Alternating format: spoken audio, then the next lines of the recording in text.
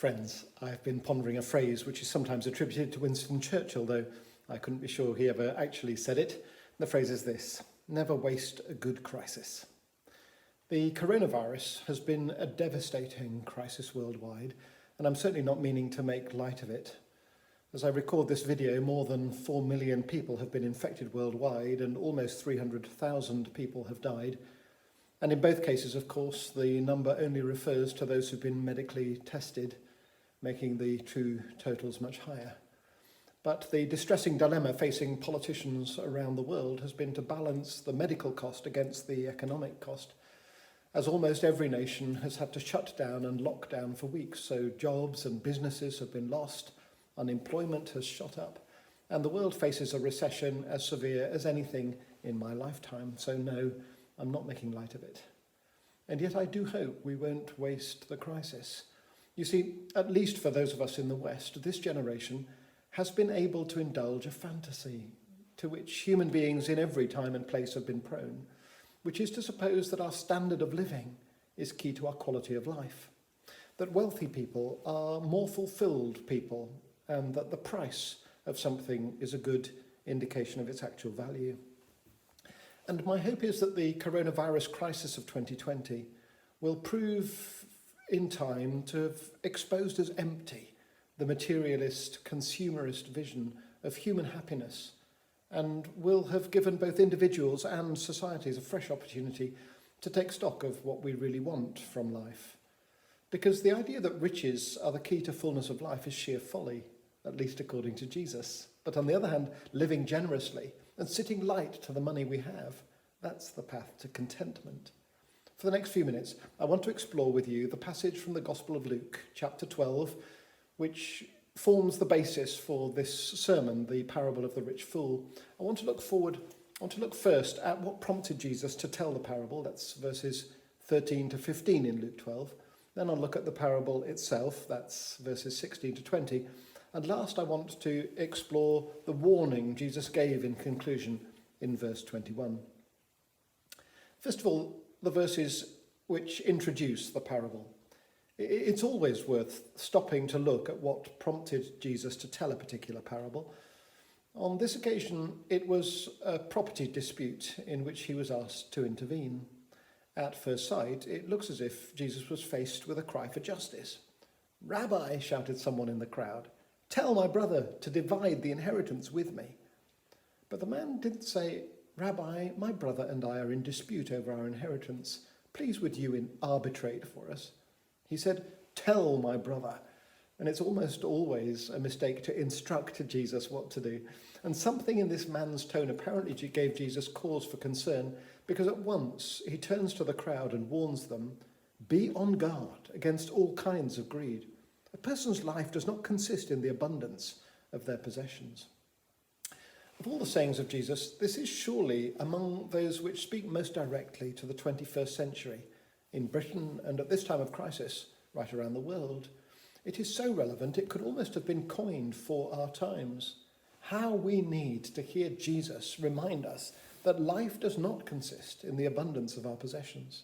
How we need to help one another to hold on to this truth, because so many of the messages we receive every day tell us the exact opposite. So let's not waste a good crisis. I do hope and pray that the coronavirus will be like a bucket of cold water thrown over a complacent Western 21st century humanity, beguiled for so long by consumerism and materialism. Please God, let these weeks of lockdown enable us to recover a true sense of what really matters to us. Jesus said, "A person's life is not measured by the things they own." The size of your bank balance is not a measure of your greatness as a human being. A bigger income or a savings account does not make you a bigger person.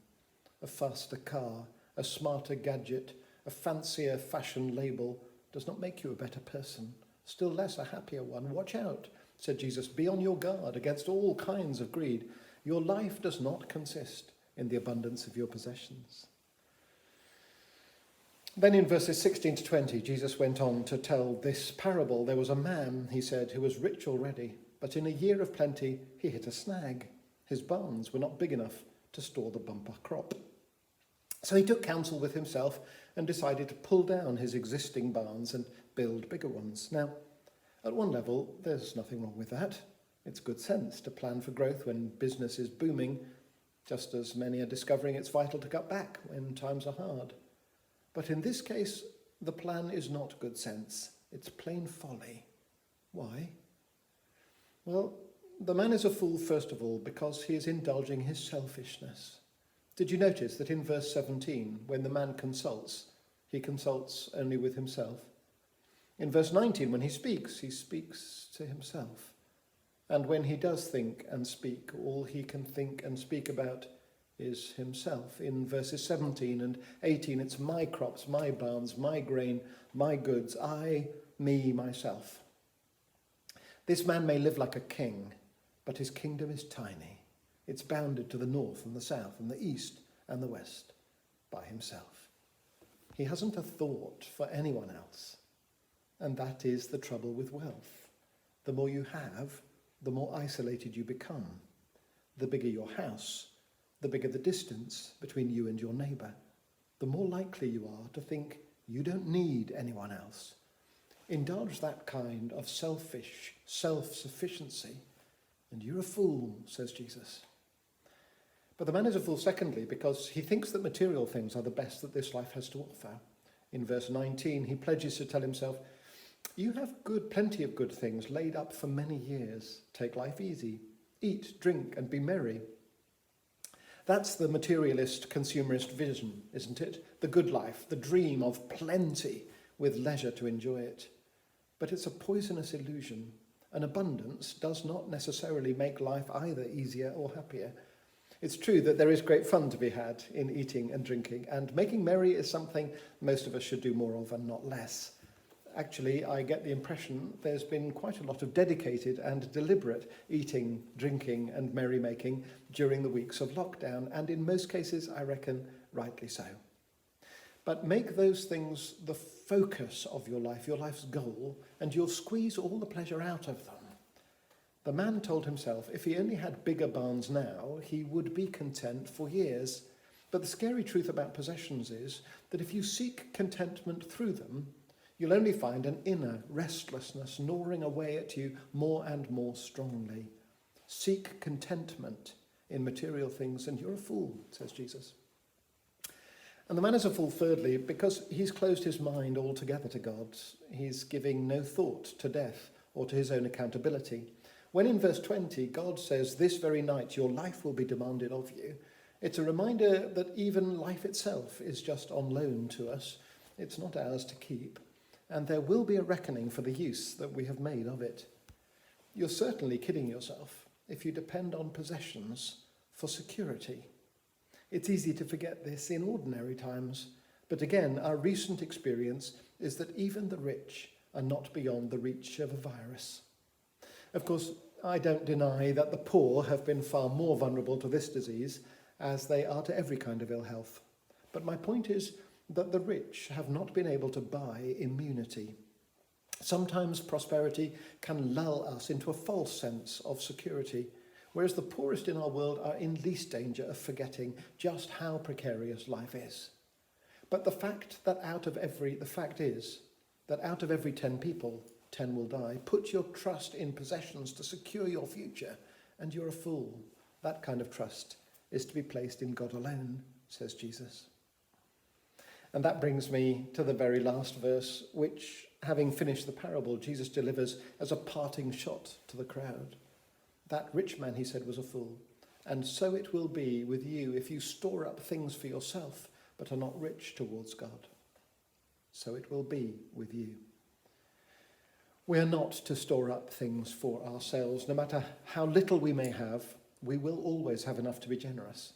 And no matter how much we may have, we will always face the temptation to hoard things for ourselves. So a crucial question for each one of us is perhaps this. The material things we have, our income, our possessions, our property, our savings, who do they benefit? Is it only ourselves? Or are those things at the service of God? You see, just as we are today in the circumstances in which we now find ourselves, You and I are called to be rich towards God. As disciples of Jesus, we're called to prioritize heavenly riches over earthly ones and spiritual over material wealth. If most of us spent half as much time daydreaming about or hungering after or working for and carefully stewarding our spiritual wealth as we do our earthly material possessions, what fine people we would be and what a wonderful world it would be.